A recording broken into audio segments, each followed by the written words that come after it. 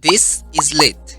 Everyone who has even a little habit or liking for gaming knows what Counter-Strike is.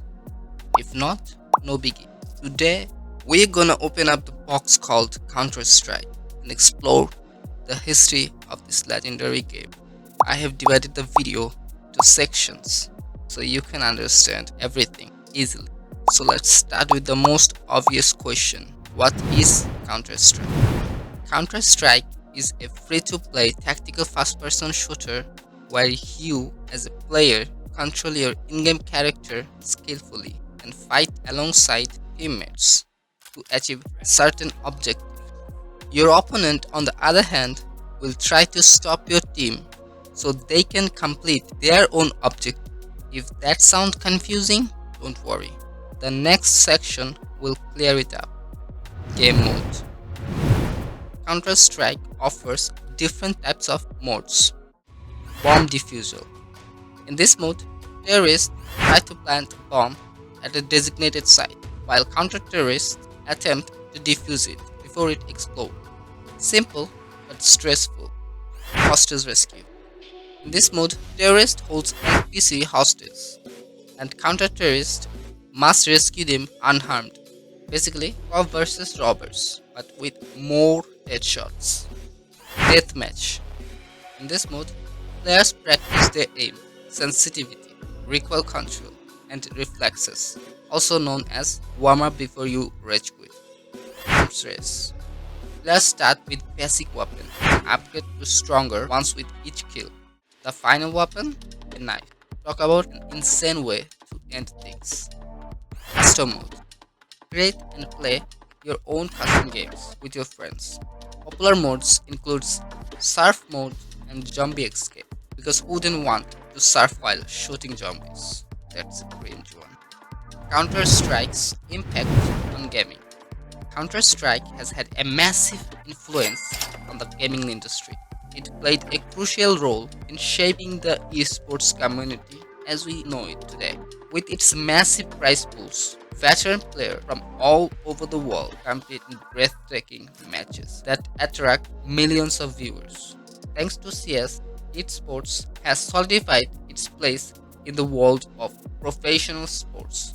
Even games like Minecraft mod and Fortnite creative mode were inspired CS's modding system. The origin of Counter-Strike. Counter-Strike started as a mod for the game called Half-Life in 1999, created by Min Lee and Jess Cliff. These guys were fans of tactical shooters like Rainbow Six and wanted to make a team-based, objective-driven shooting game. Using Valve's Gold Source engine, they developed the first version of Counter-Strike and released it as a free Half-Life mod. In June 1999, the game launched in Beta 1.0 with only 4 maps, 2 mods, 9 weapons. The simple but unique gameplay, bomb defusal, and hostage rescue made it unexpectedly viral by 2000. Valve saw the potential and bought the game, and also hired Min Lee and Jess Cliff. And a few months later, in November, Valve officially released Counter-Strike 1.0. With each update, the game gained more popularity. But like everything in life, what goes up must come down. Valve rebuilt the game using the source engine. Not everyone was happy. Some believed Valve was slowly turning the game into a cash machine. Valve responded saying they were thinking about future technology and ensuring the game wouldn't be left behind. The rise of CS:GO. For a while, there weren't any major changes, just minor updates here and there. Some players stayed, other players moved on. But in August 2012, Valve dropped game-changing update Counter-Strike Global Offense, in short, CS:GO. This was the turning point. The modern graphics, ranking system, and gun skin created major hype. Of course, some players complained about microtransactions and loot crates. Valve defended themselves, saying skins were just cosmetics and wouldn't affect gameplay, and they were right. It was a massive success. With esports and ranking system boosting popularity, CS:GO dominated the scene. Then come 2023. Valve introduced Counter-Strike 2, built in the Source 2 engine. aiming to take the game to the next level in graphics, performance, and mechanics. Once again, players worried about the game losing its core identity. Valve reassured them that the core gameplay wouldn't change. They were just optimizing it for better performance across different hardware. The debate continues. Strength and weakness. Starting with the weakness, learning curve. New players struggle to get into the game due to its skill based mechanics. Let's be real, it's not noob friendly. Expensive skins.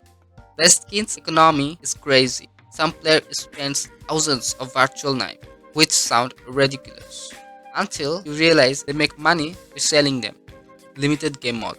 The original game lacked variety in modes, making it feel repetitive at times. Cheaters. Hacker can be a major issue, especially since updates to combat them are slow. Now strength. Skill based. No pay to win nonsense. If you grind and get good, you can dominate. Team oriented. Playing with friends is insanely fun. Voice chat allows for serious strategy or hilarious chaos. Esports popularity. One of the biggest competitive gaming titles worldwide. A massive player and fan base. Modding community.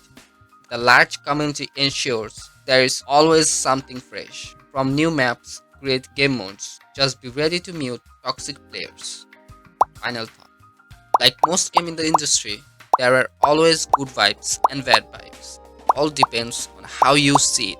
Based on your perspective, an epic game will feel like trash, and so-called trash game can be epic, as someone once said, quote unquote. It's ordinary to like beautiful things, but it's beautiful to love ordinary things. That wraps up everything. Let me know in the comments if you would like to see your favorite game covered in a video like this. And hey, if you don't subscribe, I'll make sure your next loot box is filled with only the old skin. Don't risk it. See you in the next one. Peace.